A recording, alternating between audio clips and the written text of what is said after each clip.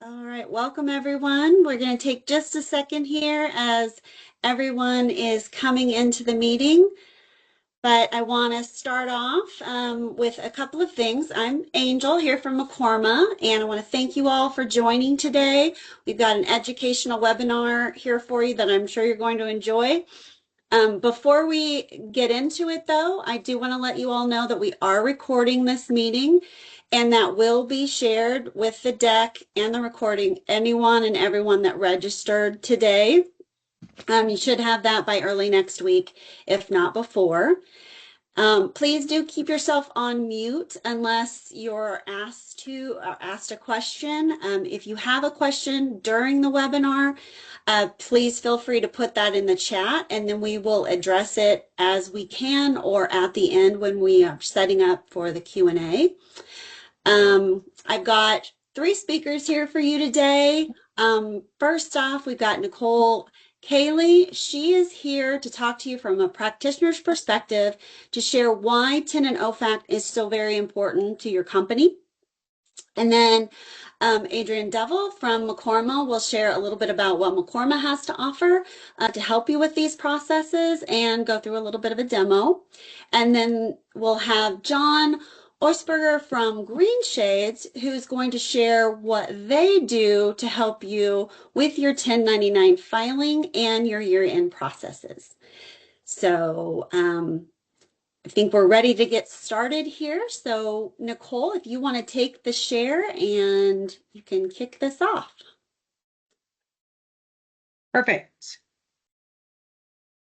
Thanks so much, everyone. Again, my name is Nicole Kaylee. I have been in the accounts payable space for the last 25 years of my career, most recently in the Director of AP Shared Services for the Aspen Group, which is most commonly known for Aspen Dental, but we do have several brands. I began my career several years ago, but during that space have also worked in operational accounting, accounts receivable. I'm also a certified forensic accountant, so kind of running multiple spectrums of this. And for me, it's really important not only to be an expert in this space, but to also really kind of always be amplifying our accounts payable world and helping out wherever I can. So I think one of the areas that people really fail to realize, because they think, oh, AP just pays the bills. That's all they do is they pay the bills, and they don't really have to know much else. But in reality, for everybody that's joined us today, we are responsible for so much more than just paying bills, right? We've got to worry about compliance and IRS regulations and tax rules and regulations. And if you're a global business, you've got to worry about global rules and regulations. And with it being the time of year in which we really start to focus on, are we buttoned up to end the year, to get into January and then have to worry about filing our 1099s, we thought that this was a perfect time to really go over how do we put ourselves in a position, not only in this time of year where we have to prepare for 1099s, which is all about our TIN matching, right? So our tax identification number matching, but also OFAC, which I find through the last 10 years of speaking and presenting at conferences, a lot of folks haven't heard of OFAC. So we thought that this was just a great time of year to really hone in on where are we maybe not doing everything that we possibly can do to ensure compliance in our AP world, and then what can we do to get better at this, and then learn a little bit more about what is out there that can help us ensure that we are doing things in the most efficient and effective and maybe even cost efficient way possible. So I'm going to start with just asking a poll question, because it really kind of helps me to understand where are we at.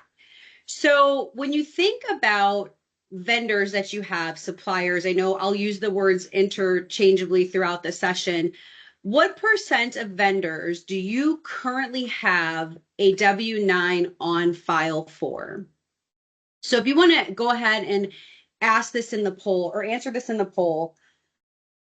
I asked this because the most recent organization I'm at, when I joined, I was baffled to learn that we did not require a W-9 in order to set up a vendor. Now, we would use it if we had it, but we did not require it. And in not requiring it, what happened was we were misfiling or not filing, for lack of better words, a lot of 1099s that needed to be filed.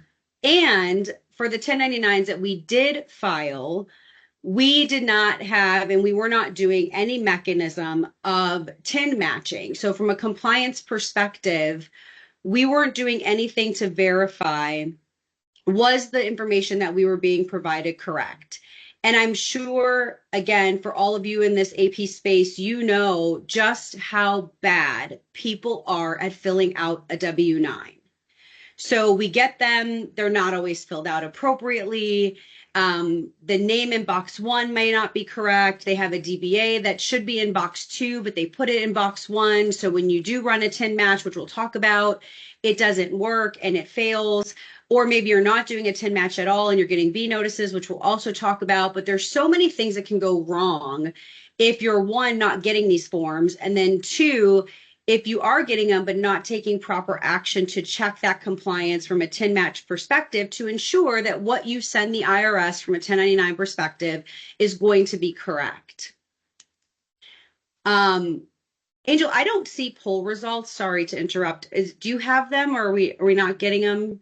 I do have them. I'm sorry if Okay, you're not seeing them. that's okay. Let's see if this.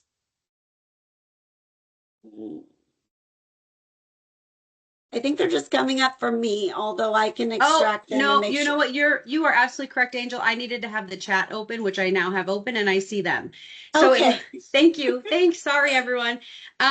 So it looks like only about 12% of us are getting 100% W-9s. And then thankfully, a little over half are in that 75 to 99%. And you know what? I will say, even if you're closer to like above the 90%, the IRS does allow for what we call the eyeball test, right? So the eyeball test says that if you can determine that the company is incorporated, so be very careful with incorporated versus LLC, because LLC does not mean incorporated. If they're incorporated, if they are a university, if they are a government entity, you can say that they passed the eyeball test and you do not have to have a W-9 on file, and you can just determine them as non-1099 reportable, meaning they don't have to file anything. So we're probably also in that bucket where we're closer to about 98%-ish now, because we do allow for sometimes if a corporation pushes back on us and says, like, we're incorporated, we're not providing, we will give them a pass, but we document that they passed the eyeball test and move along. For those of you that are in the lesser than 75%, this is just something, it's an opportunity for us to work on, because it is really, really important that we have these on file. And I did see someone put in their current W-9 is pretty subjective, and it is, and here's why. So I'm glad you point that out. So we want to have that W-9 on file for anyone that is required to file an information return. You will get pushback, and I'm sure you get pushback where they say, well, I don't have to provide you one because we're not reportable. And that is, they are able to say that to you. You have to make a determination, though, as a company. We have it written in our policy that we can't set you up as a supplier if you do not pass the eyeball test or we do not have a W-9. And we will hold firm to that policy regardless of what someone says if they say that they don't have to file. We will make them give us a W-9 if they don't pass one of those two things in order to set them up as a supplier, because we want to make sure that we have proper documentation should the IRS ever come back and audit us, and that we can ensure that we've done a proper TIN match to validate the legal name and the tax ID that was provided. On this form, though, the 2024. So you probably know that in March of 2024, which I think, Lisa, this is where you're going with the current. I actually just had a supplier push back on this morning. In March of 2024, the IRS released a new form. And that form really didn't change that much from the last version, which was October of 2018.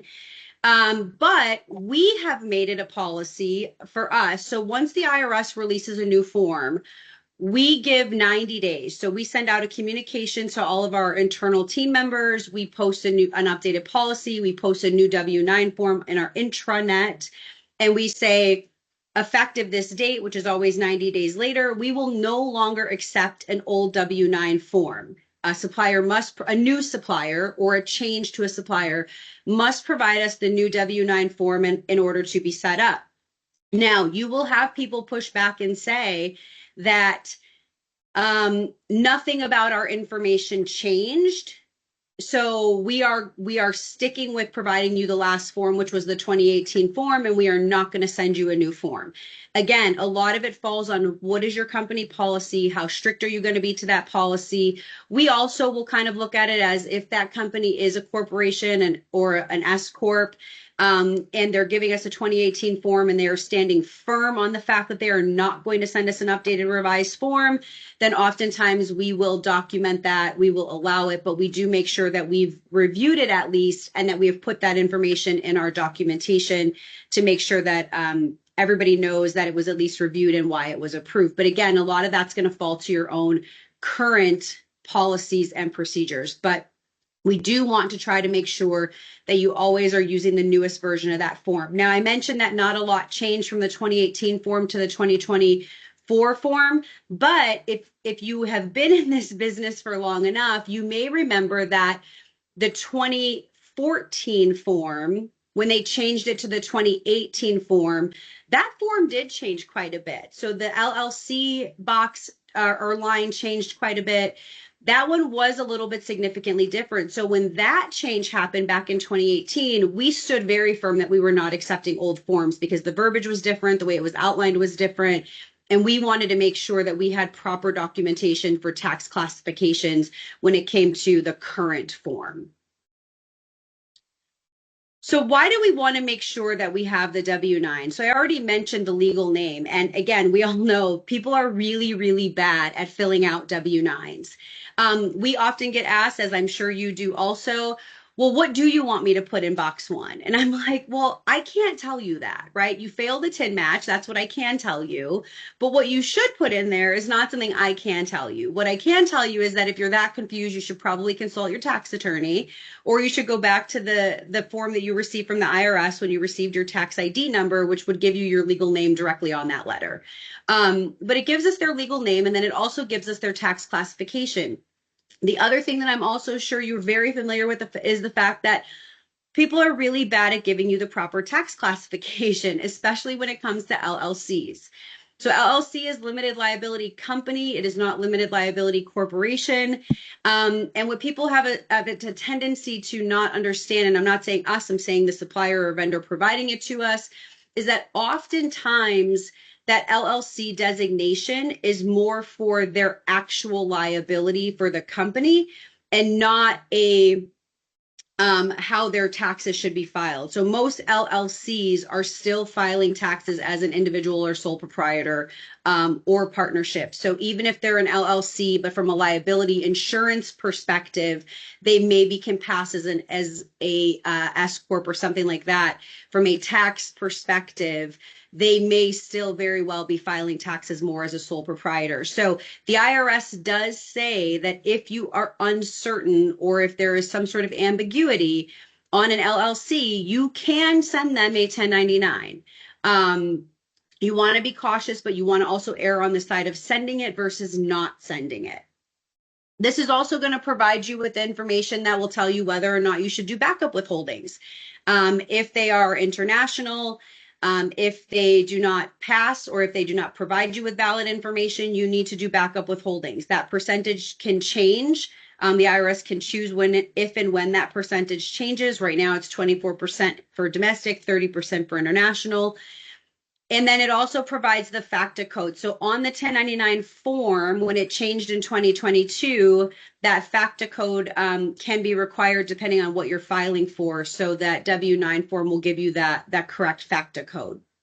It's also going to help you when it comes to B notices. So I mentioned part of the reason that TIN matching is so important. So TIN matching, if you're not sure what TIN matching is, hopefully you are, but if you're not sure what TIN matching is, it is simply taking that W-9, box 1 legal name, and then putting in the information on that W-9 You can do it directly on the IRS website, which is a total pain in the butt, by the way, because you have to register, but you have to register essentially as a person, right? You're using your personal information to register on the IRS website to be able to do this function.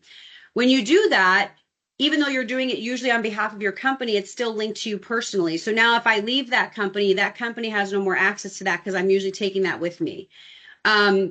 There are also many, many third-party companies that you can use that will do that for you. Or there are organizations like Mekorma, which Adrian will get into what their solution has now done, that will kind of do all those steps for you. But if you're going the route of doing it via the IRS, please let me be the first one to tell you, if not the first one to tell you, that is probably the most painful way. It is not the way in which I recommend, but if nothing else, just make sure you're doing it. You're going to find out there if the legal name on the W-9 matches the tax ID that you were provided. If it does not, we should not be moving forward with setting up that vendor, because if you do have to file a 1099, if you have to do a 1099 reporting for miscellaneous or NEC, the non-employee compensation, when you do that and that information does not match, you will likely get back a B notice. So an IRS will send a notice. They typically send them back in about August, September every year. And it will be a list of everything that you filed that did not match their record. So it could be a name mismatch. It could be a tax ID mismatch. It could be both don't match. And then you have responsibilities to, one, reach out to them and notify them immediately, obtain new information. If you can't obtain and validate new information, you now have to make sure you're starting to do backup withholding, and you have to do all this within a very specific amount of days. So there are definitely things that go with that. It is also going to help you with identifying if there is foreign indicia. So foreign indicia is there a foreign address, a foreign phone number? Does anything about that form seem like this person could be trying to evade paying US taxes? So they try to set up a foreign bank account or a foreign business to try to evade US taxes. Typically, EINs that begin with a 98 are some indication of that person or that company having foreign association. So something to just be on the lookout for. It's also important to know that originals are not required for the Form W-9. Also, anyone can sign them. So anyone that is a legal U.S. citizen and has a Social Security number can sign a W-9. It does not have to be a CEO, a CFO, anything like that. Anybody can sign that W-9. You also only need to update the form if the vendor advises you that information has changed or the IRS tells you the information is unreliable, hence that B notice. So I'll go back again to Lisa's comment of current, right? Just because the IRS form changed in March of 2024, does that mean that we had to go back and get all new forms from our suppliers? No, we do not. As long as the supplier has not notified us of any changes to their business, whether it's name, address, tax ID, we do not have to constantly request new W-9s. Now, unless your policy at your company says that maybe every 2 years, 4 years, 5 years, whatever, that you go through and you do a solicitation to make sure your records are up to date, then you have to follow your company policy. But according to the IRS, you do not have to get a new form unless there has been a notification of a change, either by the vendor or the IRS has notified you that something did not match. When we get these W-9 forms, a lot of times we are going to have information on them that is telling us or indicating to us that this person should be an independent contractor. So they're an individual sole proprietor, and there's indication there that they should be an independent contractor. In the world of AP, independent contractors are my nightmare. Why? Because the folks in our business try to push many things through as independent contractors that should not be independent contractors. And unless we know how to ask the proper questions, unless you have the proper channel set up in your organization to do a review of contingent workers or contract workers, you may be paying things out of AP that should not be paid out of AP. So folks, I want to be to tell you that I try to stay very in tune with people that I have relationships with at the IRS. And they are still coming out of many things COVID related. But one of the first things that are on their list to start doing intense audits for are independent contractor payments made out of AP. My guess is right now, based on what I've heard, that they're going to start kicking those off in the next probably 18 months. And they're going to be focused on organizations that have had variations within their 1099 reporting. Obviously, if you've got W-2s and 1099s being issued to the same tax ID, that's going to be a significant problem. So there will be certain red flags that they are going to pull to audit if you have been filing independent contractors as AP 1099s when they should have been W-2 employees. So in our world of AP, there is an SS8 form that you can submit to the IRS to determine whether someone should be an independent contractor or an employee. That form takes about 6 months to get back. You and I both know we don't have 6 months to get that back. Typically, we need it back ASAP, and we need to know whether or not we can engage with someone as an independent contractor and pay them out of AP. It used to be that we really needed to focus on these 3 questions, which is the degree of control we have over that person, meaning can they work from 1 to 8 today and then tomorrow work from 7 a.m. to noon, and then the next day they don't work at all. As long as they deliver the results we need by the time we need them, we're fine with that. How much control we have over their finances. Do they only work for us, or do they also work for other people? Can they work for other people, or are we telling them they can't? And then the relationship that we have. So the relationship we have can be a lot of things, but it's what reliability do we have on them for the success of our business? Again, kind of a lot of that control. And a big one here is, have they been an employee in recent past? You cannot let go of somebody because you're trying to do a reduction in force and then 2 weeks later bring them back as an independent contractor. It does not work that way. Those people would have to be considered an employee. Now, to make our lives a little bit more difficult, as if we didn't have enough on our plates in AP, on March 11th of this year, the IRS added 6 new criteria to the independent contractor test, none of which has more weight than the other. I'm not going to read all of these to you because I know that you guys are all capable and you will get the slides, but there's a couple here that really, really stand out. Well, I should say a big one, and it's the second to the last, which is the extent of the work performed is integral part of the business and potential employer's business. If you think about this, why would we bring someone on if what they're doing is not integral to our business? And right there, it makes it very difficult in a lot of cases to say someone should be an independent contractor versus an employee. Now, maybe you're bringing on, so our marketing team, for example, they bring on a lot of times like a makeup artist who will come and do makeup for a photo shoot or a video shoot we're going to do. Okay, fine. That can be an independent contractor. They are not critical to our business. If someone's makeup doesn't get done, we're not going to lose money. It's okay. But then when you talk about like an IT contractor, and if this major IT project doesn't get done, well, yeah, that would be detrimental to our business. So even though maybe from all other things, they pass the test of a contractor, but now with these new criteria, they don't. So, again, part of our world is keeping up on things. So if you did not know these new things that came up in March of 2024, you'll probably want to review and note this slide once you get the recording sent out to you, because this can be critical in determining whether or not someone needs to be considered an employee or needs to be considered an independent contractor. All right, so let's just do another quick poll. When it comes to TIN matching, so I talked about TIN matching, making sure that the legal name provided on the W-9 matches the tax ID provided. What are you doing to do this? So are you using IRS TIN matching site, so directly on the IRS website? Are you doing a third-party site that you are using yourself? So meaning you go to the third-party site and you type it all in yourself to get the information that you need. Do you have a third-party company doing it for you? Or are you like, what is TIN matching?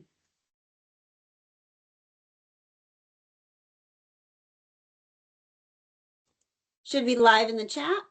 The poll changed to the OFAC sanction verifications. Yeah, I was going to say it's, Oh, is yeah, it the, sorry, is that the wrong one? yeah. ooh.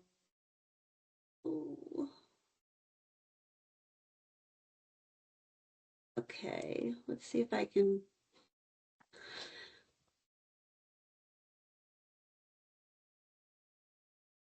Okay, let's see. But if those are our answers on OFAC, the next section is going to be very fun. Okay, there is the 10. Thank you. Should be up, yes. Yeah, no worries, Angel. Thanks so much. All right. Okay, so many of you then feel the pain of that IRS TIN matching site, it looks like. And then it looks like we've got quite a few people that are like, okay, this TIN matching thing is very new to me. So the TIN matching, and I'll just talk about it a little bit while we're letting some responses come in. It really is going to be important though. So if you, maybe some of you are that are like, wait, TIN matching, did not know we should be doing that, did not know that that was available. I probably should look into that once we get off this webinar, which is great. It really will help you. So if you have noticed that when you're getting back your B notices, right? So the form is like a CP 1001A, I think, if my memory is serving me correctly, which it might not be, but it's a CP something form from the IRS. It's a B notice is the short term that we use. If you're getting those back and you're finding that you have a lot on there, it's likely due to the fact that you're not doing TIN matching, right? So your legal name on the vendor. There you go, 2100A. Thanks, Leslie. It's early in the morning and I just got back from New York City. I live in Arizona, by the way. Oh, you just got one yesterday. There you go.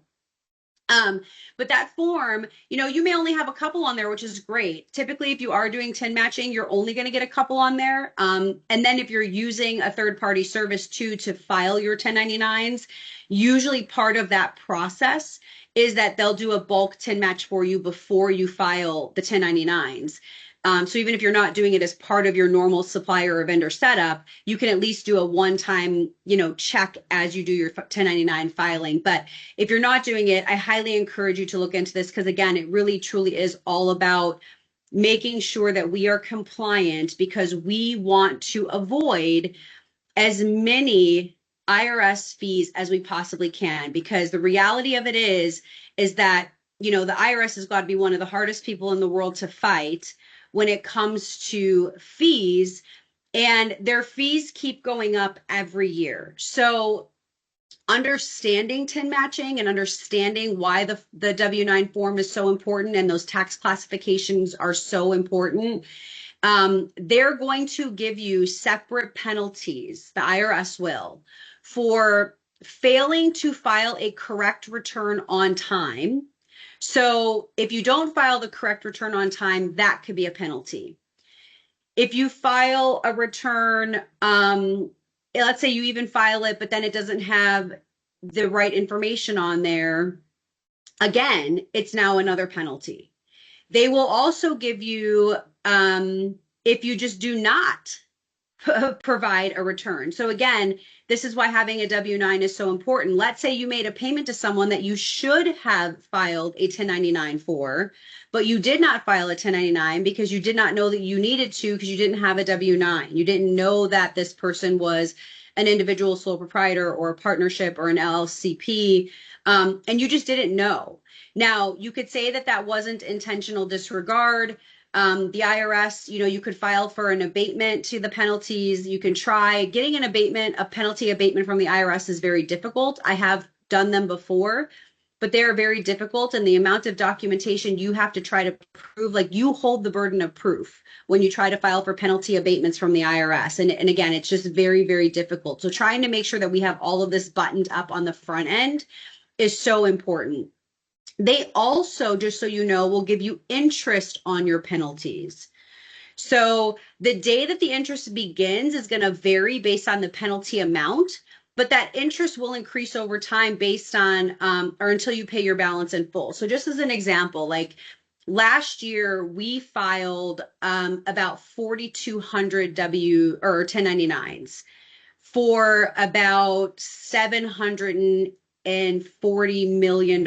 We pay a lot of people that are 1099 recipients. If you take those dollars and you even think about, even if we had a small percentage of them wrong, or we didn't file, or we misfiled or anything, think about how quickly those fees could add up. And if your company, again, maybe a smaller company or just, cash flow is not where you need it to be and it's been a rough year, And maybe that penalty, you're like, well, we can't pay it all right away. We want to, but we can't. Now it's going to get interest. So just things to keep in mind. And again, as you can see from the chart, the fees typically go up every single year in most categories. Also important to understand what gets reported. I like to add this in here just because, again, remember that you can get fees for just misreporting. So you need to remember things like cloud computing. So cloud computing, depending on certain criteria, which we could do a whole session just on this, which we don't have time for today, but cloud computing, depending on what it is, you're going to file as rent. If they are 1099 reportable, and depending on the type of rent or cloud computing purchases that you have, may need to get reported as rent. It's also important to remember there is no corporate exemption for medical services or attorney payments. So doesn't matter if their W-9 says that they are a corporation or an S corp. Medical services, I'm not talking about like insurance payments, medical services, so drug tests, x-rays, things like that, and attorneys have no corporate exemption. It's also important to remember that attorney gross proceeds get reported on the 1099 miscellaneous form. Those are for services not performed for your organization. So if you end up paying attorney fees for like a settlement or anything like that, that gets processed on a miscellaneous form, where if it is attorney services for your own company, those are going to get reported on the NEC form. But either way, no corporate exemption. And then for the NEC form, it's important to make sure that you have gone through that independent contractor test, which we have spent quite a bit of time on. And if they do not pass those tests, and especially with the new updates in March of 2024, their income needs to be reported on a W-2. So even if you have to push them to like a temp agency or a contractor agency or something like that, make sure you do that. So how do we avoid penalties for noncompliance? This is kind of a summary of all the things that we just talked about. Make sure you're requiring a W-9 before issuing any payments. Make it a company policy and enforce it. We do not even set up the supplier without it, like I mentioned, unless they pass the eyeball test, which is noted on the IRS website. We always complete a TIN match verification, and we will not set up a supplier if they fail the TIN match verification. We will push back on them. We will make them give us an updated W-9. Again, we get that question a lot that says, well, what am I supposed to put in that box? And we will refuse to tell them, even though sometimes the service we use gives us the name that the TIN matches to, we will not tell them that. So sometimes it's actually what they have in box 2, but we're not going to give them the answer. We need them to provide us with the accurate form. Make sure that the tax classification on your vendor is correct. If you have any questions on it, you are more than willing to you have the empowerment to push back and make sure that they are giving you. You also should not accept a W-9 that has box 3 with no check marks, because no check marks means they're not giving you a tax classification. If they tell you they're an LLC, they have to give you a designation. Are they a corporation, an S corp, a partnership? What are they if they're an LLC? They cannot just say LLC and leave that blank. Do they require an information return? So if they do, is it a miscellaneous form or is it an NEC form? Those are the two most common for AP. I didn't get into all the other forms here, but those are the two most common for AP. And then understanding what's reportable on those forms, because remember, the IRS will fine you if you are filing incorrect forms. So it's one thing to get the form filed, it's another to make sure that it's correct. You also need to know the due dates and how your organization is going to file. I have those listed here for you. And then make sure you're monitoring irs.gov for updates to new regulations for e-filing. So I have not seen many changes come through yet. It usually takes till November, December before we really start seeing a lot of changes if they are going to come through. So right now, here are your due dates. These due dates likely will not change. But here are the due dates for our 2024 filings for 1099. So you do have a little bit of time to try to get things buttoned up and get things ready to go. Again, if you have not been doing TIN matching, see if you can't engage to do maybe a bulk TIN match to make sure that for your 2024 reporting, you are as compliant as possible. So now let's jump into OFAC. So based on that poll question that we actually got a sneak peek on, I'm thinking a lot of us don't know what OFAC is. So OFAC is the Office of Foreign Asset Control, which is under the U.S. Department of Treasury. And a lot of people that I engage with have never heard of this, so I get it. But this is a mandatory compliance issue in the United States. This is not optional. In other countries, this is an optional compliance requirement, but in the US, this is not an optional compliance requirement. What OFAC does is administers and enforces economic trade sanctions against things like foreign governments, terrorists, drug traffickers, illicit diamond traders, drug runners, or gun runners, things like that. And no matter your size, no matter your industry, you must comply with OFAC sanction checks. It also includes any foreign company that is listed on the New York Stock Exchange. So even if you are not, I can make assumptions, most of us are domestic, but if you're a foreign company and you're on the New York Stock Exchange, you also have to comply with OFAC compliance checks. So there is, you can do this check directly on U.S. Department of Treasury's website. So there is a section for OFAC. It is constantly updated, and you go on their website, you type in the name. This is where less is more, because you don't want to be too specific in the name. So you want to make sure that you get a complete list of potential results. And then if somebody is on that list, you cannot do business with them. Now, in the AP world, I know that oftentimes what that means is somebody in our company has already done business and now we have a bill we have to pay. What we need to prevent is issuing any money to them. So yes, it's a little bit of a problem that we've already engaged in business and maybe procured goods. It is completely different if we actually issue payment to them. That's where we get in the most amount of trouble. So if you come across someone that is on the denied party list, that's what it's called, the OFAC denied party list, you must block that transaction, not pay them, and you have to report it on the U.S. Department of Treasury website that you came across this situation. People always ask me, well, Nicole, why would we report it? It's better to report it and typically nothing will happen than it is to intentionally not report it, because that's when things can get really, really ugly for you. So if you are not doing an OFAC check, which let's go to our last poll question of the day. How are you completing OFAC sanctions? Are you doing them on the U.S. Department of Treasury website, which again is a pain? Are you using a third-party website? So oftentimes you can do TIN matching and OFAC checking together on third-party websites. Do you have a third party doing it for you? Or are you sitting here saying, I had no idea we were even supposed to be doing OFAC. This is the first time I've ever heard OFAC in my life. All right. So it sounds like we have some work to do. For those of you that may or may not engage already with a company that you think maybe you can do an OFAC check with, maybe check through them. In the worst case, you should be going to the U.S. Department of Treasury's website and begin this immediately. Again, in the U.S., folks, this is not an optional thing. This is a mandatory compliance.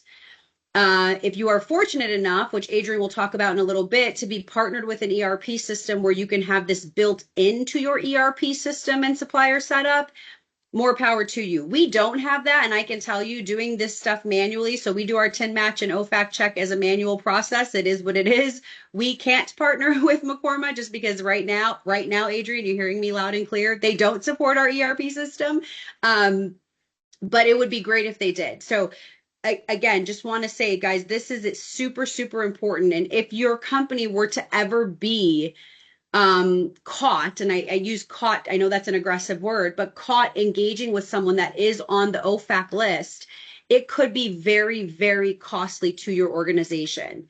Again, a lot of words on this slide. I'm not going to read all of this to you, but essentially, this is just telling you that U.S. persons must comply with OFAC regulations. So we have to make sure we are complying. Bullet point 2, everyone in the U.S. and foreign companies that are on the U.S. Stock Exchange. We are not supposed to acquire goods and services from anyone on that list. But again, the most important part is do not issue payment to them. So you can't always control, maybe someone over there in your company went, rogue and they bought something, they didn't do a PO, they didn't have the supplier set up in advance, but they engaged in that, acquiring of goods. And you couldn't control that, but we can control issuing the payment, which is where we have to make sure we don't do. This is just some examples for you of violations in OFAC cases. So this is year-to-date totals of fines that have been issued from OFAC. So it's, you know, there's not that many of them on there. There's only 4, but those 4 totaled 31, almost $32 million. So this is why I say that, you know, when people get caught with engaging in businesses or people, because it's not always just a business, it could be a person that is on the OFAC list. It is incredibly expensive. Sometimes it could be just one transaction and you got off, I'll call it easy, right? So Mondo got off pretty easy, where SCG Plastics did not get off very easy. So part of it will be, what compliance measures did you have in place to prevent this from happening? If you did not have compliance measures in place, maybe it's a less of a slap on the hand, but you're going to then have to put compliance measures in place. You just can't play dumb is the problem. But if you had compliance measures in place and you knowingly or willingly or intentionally skip those compliance measures, that's when things get really, really ugly. So please just make sure that you add, when you end this session today, you add OFAC compliance measures to your daily process for setting up vendors. This is critically important. It is very painful when you are talking about having to do it manually. I understand that. I am in the same boat as you. But in our world, compliance is so important. It is not just laws, it is regulations, it is government or governance.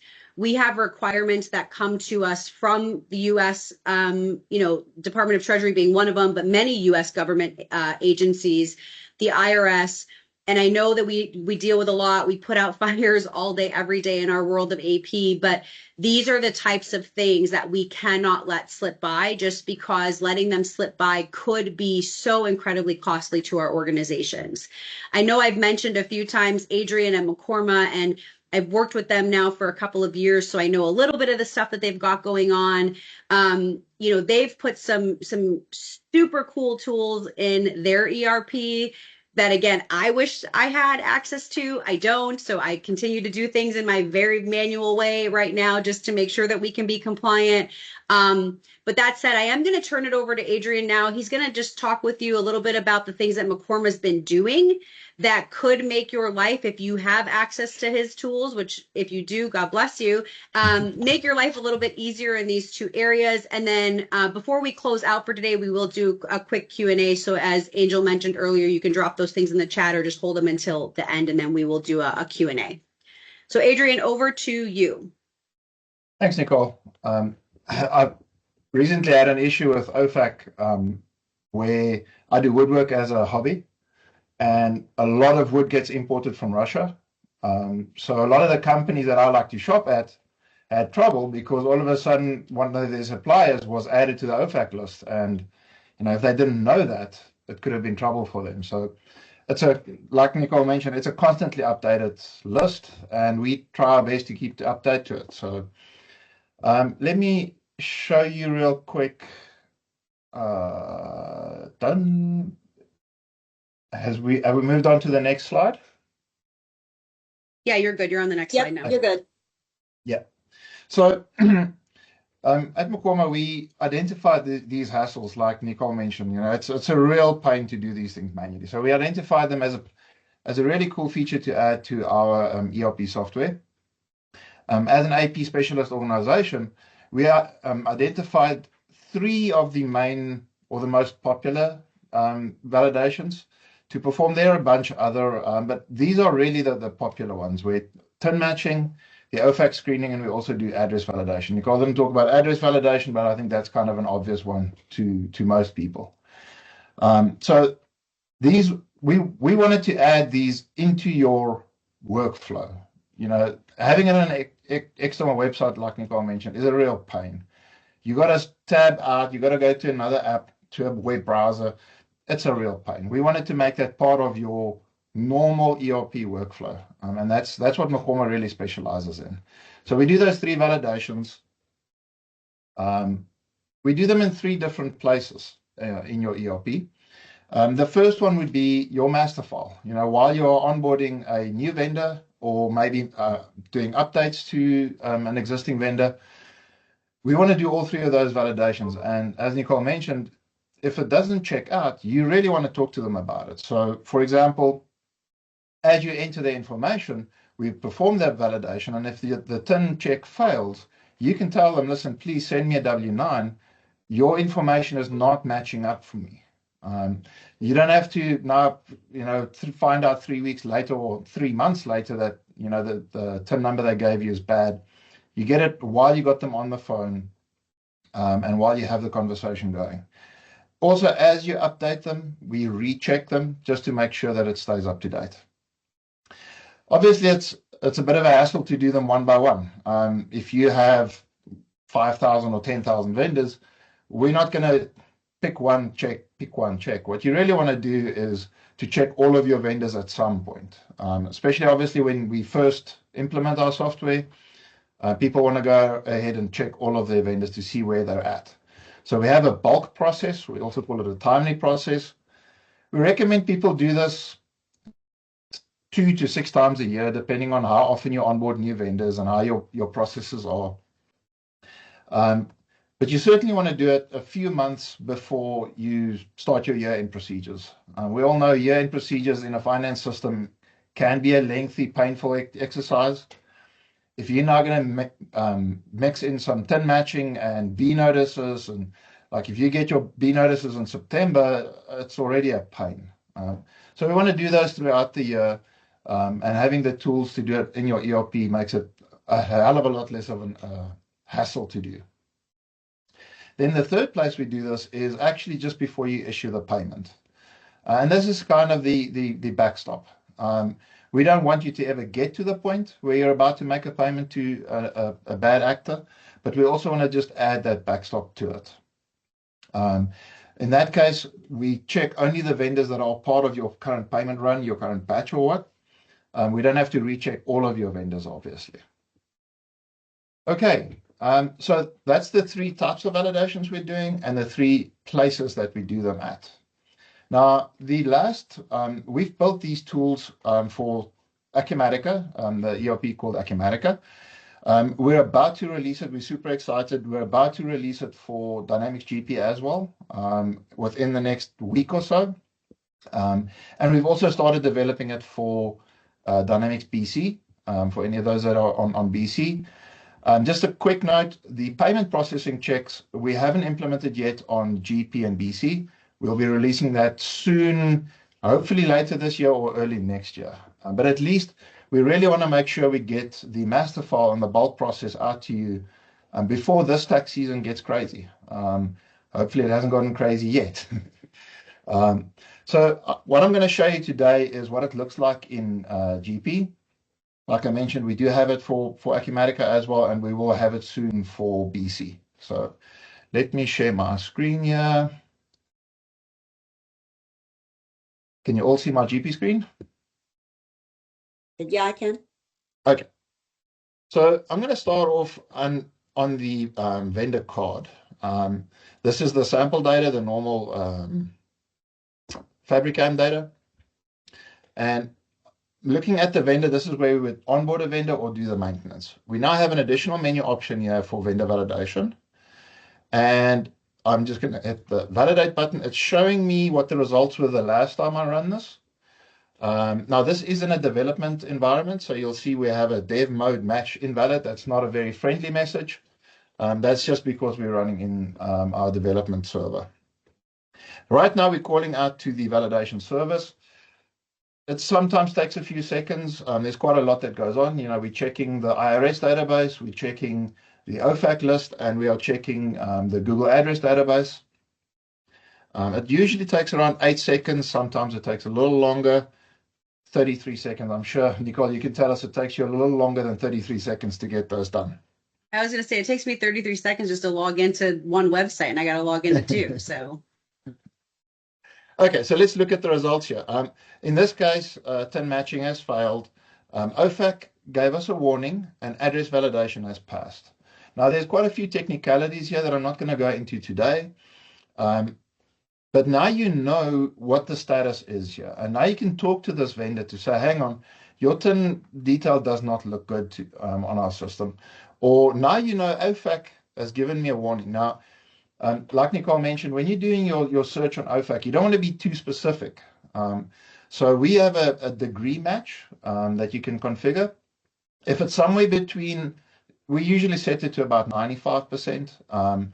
Between 95 and 100% match, we'll give a warning to say this is looking suspicious.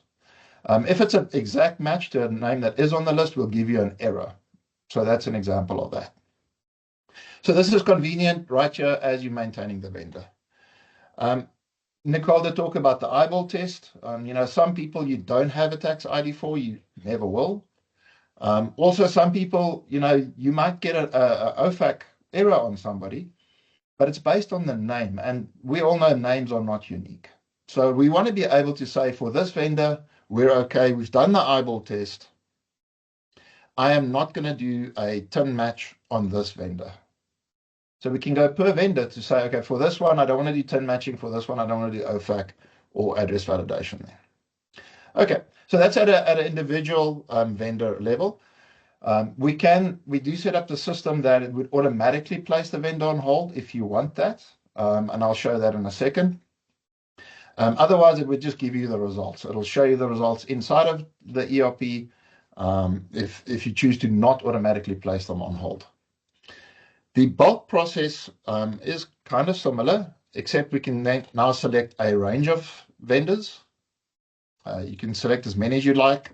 Obviously, as it takes a few seconds each, we don't want to select 10,000 vendors and then it runs until the GP crashes or your IT company kicks you out. We select a bunch of them and we hit the validate button. Again, it's going to take a few seconds, but now we're going to get a whole list coming back. So Nicole mentioned that, if you can show that you have compliance measures, it may be a little less painful for you when the OFAC comes knocking on your door. So what we have is we have this report here that you can print out. This is per vendor. We can see it on the individual vendor too. If we were to go here and we go to our validation history. So we can show both to the IRS or to the OFAC that we have an active program to avoid these issues. Yes, one slipped through. I'm sorry, I didn't realize my wood supplier has been put on the OFAC list or something like that. But at least we have a good track record to show. It's a convenient process and we have a good track record to show. Okay. So in a nutshell, like I mentioned, there's quite a few technicalities here that I can go into. We're not going to do that for today. We do have a limited time.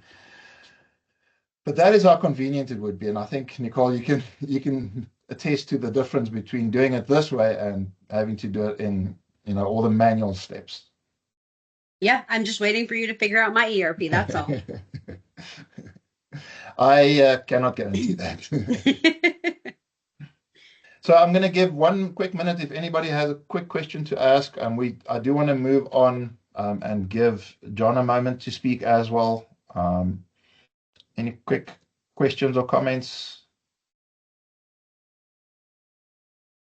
Okay, Angela, if you could put up the slideshow again, and then John, over to you. Yep, just give me 1 second. While Angel's putting that up, I'll introduce John. So this is Aura speaking, and John comes from our close partner Green Shades that does 1099 processing among other things, and we've known them in the channel and work with them for the last couple of decades. So I asked John to come and tell a little bit about that in case you need a 1099s tool. Yeah, thanks, Aura and Adrian, everyone else. Appreciate it. My name is John Osberger, sales director here at Green Shades. I do oversee a sales team that's essentially responsible for sales of just about of all our entire solution set. So we work with clients on a full payroll and HR platform, but we also work with clients who have very specific needs around payroll tax filings, HR solutions, and then other compliance products as well. So that does include our 1099 services. 1099 filings have been a very popular solution that clients have used because we can work with just about everyone. Doesn't matter, how you're handling payroll. Doesn't matter what kind of ERP you're on. We have integrations. We can support universal uploads of data into our system to handle the 1099 filing process. We do support about, say, 14 or 15 different 1099 types, and that does also include some of the what I would consider like adjacent types, like 1042s, W2Gs, a couple others as well. So very glad to be on this call with Mekorma. They are obviously, as shown, can provide a variety of solutions that can help throughout the year when it comes to the 1099 world, and then we can really jump in at year end and help with filing and return compliance as well. So we can provide a pretty end-to-end solution with 1099 filings. Essentially, create the filings within our system. You can do reviews. We'll provide warnings if there's any issues from a compliance standpoint. We can handle print and mail distribution, e-filing as well. One thing that I do want to point out that we do, but actually I'm glad we're on this conversation, as well as we do support TIN verification. However, nowhere to the degree that Mekorma can actually help out with. As you can see from the screenshot, we do TIN verification. However, it's just essentially once a year. When you're doing your year-end filing, a lot of clients like it. However, if you want to stay a bit more on the ball, a bit more proactive with that, I definitely recommend using Mekorma because you can get that in a lot more real time than we can. They can provide a lot more value with that. And additionally, we don't touch, OFAC and like the actual USPS verification as well. But if you are interested in some improvements with the return process, if you're looking for an electronic filing solution, because now you're at that you're exceeding those thresholds that the IRS applied for last year. We'd love to chat with you. We'd love to see if we can help with that process and really just make year end a bit more efficient for y'all.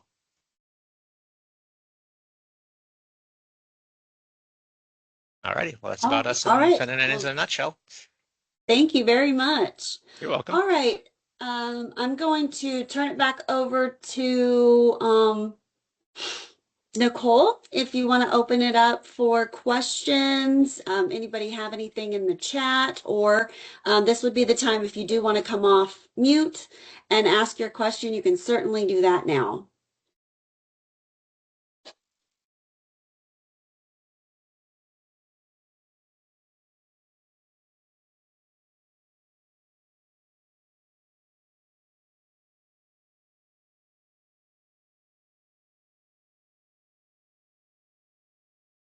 No questions?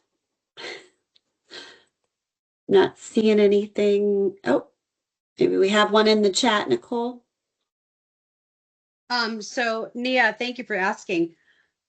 One of the good things about using P cards or corporate credit cards is that credit card companies are actually responsible for 1099 filing for you. So they're responsible for all of those filings for you.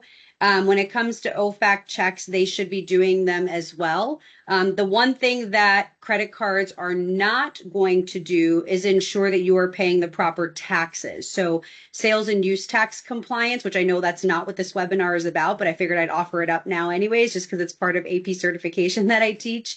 They do not handle your sales and use tax compliance, but credit cards will handle your 1099 and OFAC compliance. All right, and it looks like we have another question, Adrian, if you'd like to answer this one about when we will be releasing the functionality for GP. Yeah, thank you. It will be released with our X96 release, which is also our, GP 18.7 compatibility build. We were hoping to have that out this week. Unfortunately, we've had one or two short delays. We're hoping to have the release out early next week.